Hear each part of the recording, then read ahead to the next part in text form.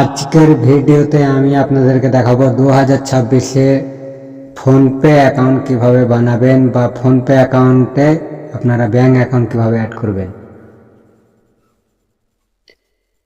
তার জন্য আপনাদেরকে সবার প্রথমে প্লে স্টোরটাকে ওপেন করতে হবে।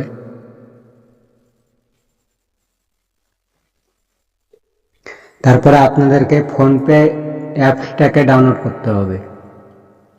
আপনাদের সুবিধার ক্ষেত্রে আমি আমার ডিসক্রিপশন বক্সে দিয়ে রাখবো, আপনারা খুব সহজে ডাউনলোড করতে পারবেন। এখন আমি এটা ডাউনলোড করে নেব।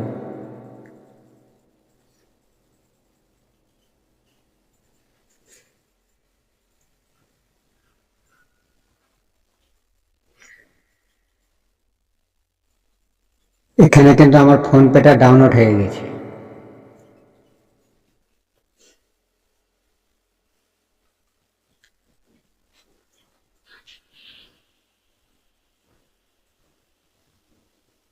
এবার আপনারা ইনস্টল করে নেবেন এই জায়গাটাতে মেরে।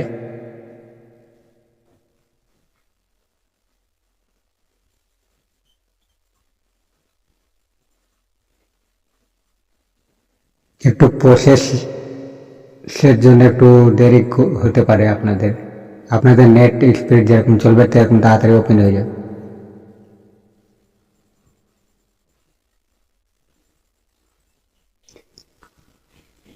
এবার এই জায়গাটাতে কিন্তু আপনার নাম্বার দিতে হবে, ফোন নাম্বার, কিন্তু অবশ্যই মনে রাখবেন আপনার আপনি যে নাম্বারটাতে ফোনপে লগ ইন করতে চান সেই নাম্বারটাকে আপনার ব্যাংক অ্যাকাউন্টে অ্যাড হওয়া লাগবে, আপনার আধার কার্ডে অ্যাড হওয়া থাকতে হবে। আমি এখান করে আমার নাম্বারটা দিয়ে দেবো।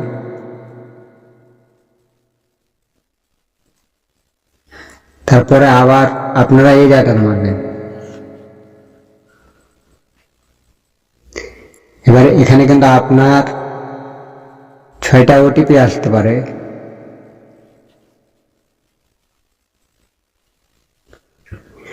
আমার কিন্তু এখানে ওটিপি চাই না, আমার এখানে পাসপোর্ট চাইছে। তো আমি আমার ইউপিআই পিন নাম্বার যেটা বলে, যেটাতে আপনি ব্যাংক অ্যাকাউন্টে টাকা চেক করতে পারবেন বা আপনি টাকা ট্রান্সফার করতে পারবেন, ওই নাম্বারটা আমার চাইছে। আপনাদের ক্ষেত্রেও যদি এটা হয় তাহলে আপনার নাম্বারটা দিয়ে দেবে, মানে আপনার পাসপোর্ট যেটা বলে।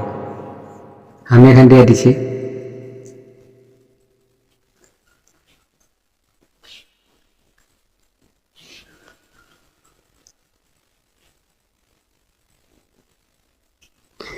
এবার এখানে আমার ওটিপি আসবে। এবার আপনারা এটাকে অ্যালাউ করে দেবেন।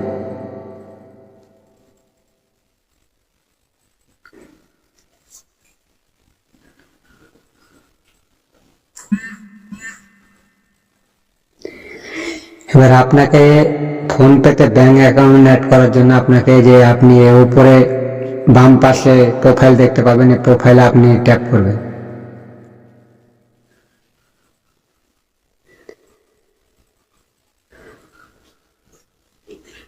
এবার আপনি এখানে দেখতে পাবেন অ্যাড ব্যাংক অ্যাকাউন্ট, ঠিক আছে, এখানে আপনি মারবেন। আবারও ওই জায়গাটাতে মারবেন সেম।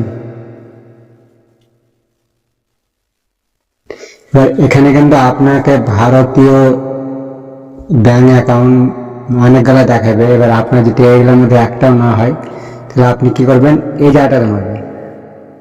এবার এখানে আপনি দেখবেন এখানে অনেকগুলো ব্যাংক অ্যাকাউন্ট শো হবে, কিন্তু এবার এগুলোর মধ্যে যদি আপনার একটাও ব্যাংক অ্যাকাউন্ট না হয় বা আপনি ধরে না পান তাহলে আপনি এই জায়গাটাতে সার্চ করবেন, আপনার ব্যাংক অ্যাকাউন্টটা এখানে সার্চ করবেন।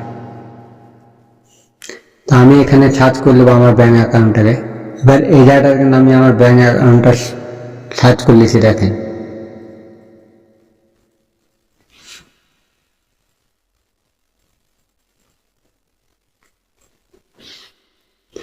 আমার এই জায়গাটাতে কিন্তু আমার ব্যাংক অ্যাকাউন্টটা চলে এসেছে। এটা আমার একটা সিম কার্ডের অ্যাকাউন্ট, মানে জিও পেমেন্ট ব্যাংকের অ্যাকাউন্ট এটা।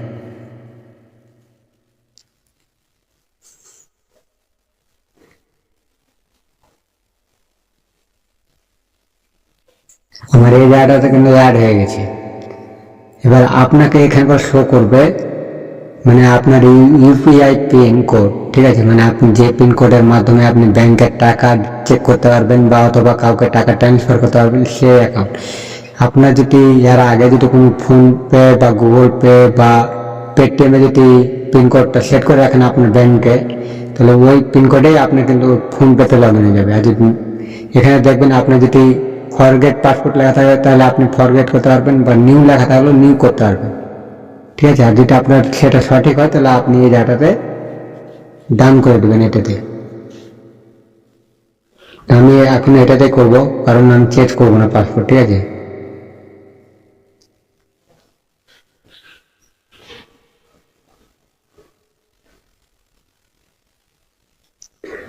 আমার কিন্তু ব্যাংক অ্যাকাউন্টটা অ্যাড হয়ে গেছে, ঠিক আছে। আর আপনাদেরকে আমি যাই দেখাই, এখানে কিন্তু আমার ব্যাংক অ্যাকাউন্টটা অ্যাড হয়ে গেছে। এবার কথা হচ্ছে যে আপনারা ব্যাংক অ্যাকাউন্ট তো অ্যাড করলেন, এবার আপনারা মানে কাউকে পয়সা দিলে পরে কিভাবে দিবেন, বা আপনারা কাউকে আপনার অ্যাকাউন্টে আপনি পয়সা কিভাবে চেক করবেন, তার জন্য আপনি এই জায়গাটাতে মারবেন। তারপরে আবার আপনি এই জায়গাটাতে মারবেন, মানে আপনার যেখানে ব্যাংকের লোগো থাকবে সেটাতে আপনি ট্যাপ করবেন। এবার এখান করে কিন্তু আপনি যে ইউপিআই পিন কোডটা দিয়ে রেখেছেন সেটা কিন্তু আপনাকে এখানে দিতে হবে। কতজনের ক্ষেত্রে 6টা সংখ্যার হয়, আবার কতজনের ক্ষেত্রে 4টা সংখ্যার হয়। আমার যেমন 4টা সংখ্যার, আমি এখানে দিয়ে দিচ্ছি। এইভাবে কিন্তু আপনার অ্যাকাউন্টে কত টাকা আছে না আছে আপনি কিন্তু দেখতে পাবেন। এবার কথা হচ্ছে যে আপনি কাউকে পয়সা দিলে পরে আপনি কি করে দেখবেন কারো আপনার মোবাইল নাম্বারে, কারো মোবাইল নাম্বার আপনি যদি পয়সা চান তাহলে সেটা কিভাবে করবেন, তার জন্য আপনি এই জায়গাটা মারবেন। এখানে আপনার যতগুলো আপনার মোবাইলের নাম্বার থাকবে সব নাম্বারগুলো এখানে শো হবে। এবার আপনি যদি কারো নতুন নাম্বারে দিতে চান তাহলে আপনি এই জায়গাটাতে ট্যাপ করবেন, নিউ নাম্বারে ট্যাপ করবেন। এখানে করে আপনি ট্যাপ করে আপনি নাম্বারটাকে ট্যাপ করবেন, ঠিক আছে। কিন্তু সেম প্রসেসে আপনি পয়সাটা ট্রান্সফার করতে পারবেন, কিন্তু প্রত্যেকটা প্রসেসে কিন্তু আপনার ইউপিআই পিন লাগবে। কিন্তু আপনার এই পিন কোড যেটা বলছে এটা কাউকে দেখাবেন না, কারণ এটা আপনার পার্সোনালিটি ইউজ করার পিন কোড, অথবা ওটাকে আপনি মনে রাখবেন যাতে ভুলে না যায়। এবার আপনাকে আমি দেখাবো যে আপনি ব্যাংকে, কারো ব্যাংকে আপনি ব্যাংক বইয়ে আপনি টাকা দিতে চাইলে কিভাবে টাকাটা দিবে। তো এই জায়গাটা মারবেন। এবার এখানে করে মেরে কিন্তু আপনি মানে কারো ব্যাংকের অ্যাকাউন্টে টাকাটা খুব ইজি প্রসেসে বা খুব সহজে আপনি ট্রান্সফার করতে পারবেন। এই যে এই জায়গাটা কিন্তু লেখা থাকবে টু সেল ব্যাংক অ্যাকাউন্ট, ঠিক আছে। আপনি এই জায়গাটা ট্যাপ করবেন। এখানে এবার ট্যাপ করার পরে কিন্তু আপনি ওই ব্যাংক অ্যাকাউন্ট নাম্বারটা মানে এখানে সেভ করার পরে কিন্তু এখানে আপনি ব্যাংক অ্যাকাউন্টের নাম্বারটা আপনি এই জায়গাটাতে সার্চ করবেন এখানে, তাহলে কিন্তু চলে আসবে। বা ওর নামটা সার্চ করবেন, মানে যে ব্যাংকে আপনি ছাড়তে চান সে ব্যাংকের লোগো যদি এখানে না দেখতে পান তাহলে এই সার্চ বারে যে ওই ব্যাংকের নাম লিখবেন, খুব সহজে চলে আসবে। আমি আপনাদেরকে সার্চ করে দেখাই আমার অ্যাকাউন্টটাই, ঠিক আছে। এই যে আমার যেমন এই জায়গাটাতে আমার ব্যাংকটা চলে এসেছে। এবার আমি কি করবো, আমি ধরেন এই জায়গাটার পয়সা পাঠাচ্ছি, ঠিক আছে, কিন্তু আমি এটাকে সিলেক্ট করবো। এবারে এখানে আপনি নাম্বার দিয়ে সার্চ করবেন। এবার কতজনের ক্ষেত্রে যে যেটা ব্যাংকের আইএফএসসি কোড হয় এটা সব ব্যাংকে কিন্তু চাই না, যদি বা চাই তো তার নামটা দিয়ে দেবেন যার অ্যাকাউন্টে পয়সা পাঠাতে চান সে অ্যাকাউন্টে, ঠিক আছে। এবার কথা হচ্ছে যে আপনারা আপনাদের স্ক্যানার কিভাবে বাই করবেন যাতে আপনাকে কেউ পয়সা দিতে পারে। তো তার জন্য আবারও আপনি এখানে মারবেন প্রোফাইলে। এবার এই স্ক্যানারটা দেখছেন এটা কিন্তু আপনার স্ক্যানার, আপনাকে কিন্তু পয়সা দিতে পারবে সব। এবার কথা হচ্ছে যে আপনি যদি কাউকে স্ক্যানারে পয়সা দিতে চান তাহলে কি করবেন, এই জায়গাটাতে মারবেন। এটাতে মেরে কিন্তু আপনি ডাইরেক্টলি স্ক্যানার করতে পারবেন, অথবা আপনার যদি কারো স্ক্রিনশট লাও থাকে স্ক্যানারে তাহলে আপনি এই জায়গাটাতে এইটাতে মেরে আপনি ট্রান্সফার করতে পারবেন পয়সা। কিন্তু সেম প্রসেসে আপনার কিন্তু ইউপিআই পিন লাগবে প্রত্যেকটা কাজে। এখন কথা হচ্ছে যে আপনি কাকে ক টাকা দিয়েছেন বা কোন ব্যাংক থেকে আপনাকে কটা দিয়েছে আপনি সেটা কি করে দেখবেন।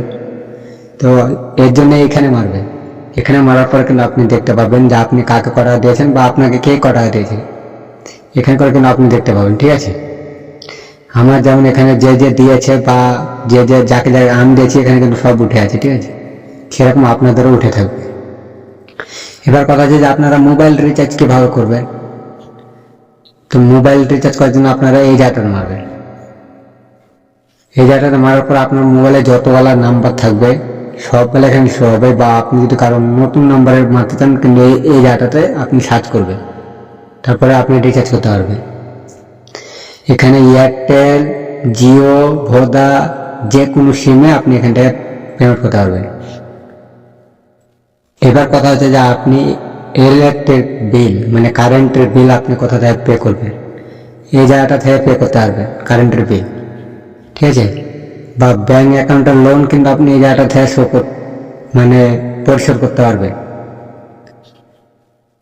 তো আজকের ভিডিও এটুকুনি ছিল। যদি ভিডিও ভালো লাগে তাহলে লাইক করবেন, কমেন্ট করবেন। নেক্সট পরবর্তীতে কোন ভিডিও আপনারা চান কমেন্ট করবেন, আর লাইক করবেন ভিডিওতে, সাবস্ক্রাইব করে পাশে থাকবেন। দেখা হচ্ছে আবার কোনো নতুন ভিডিও।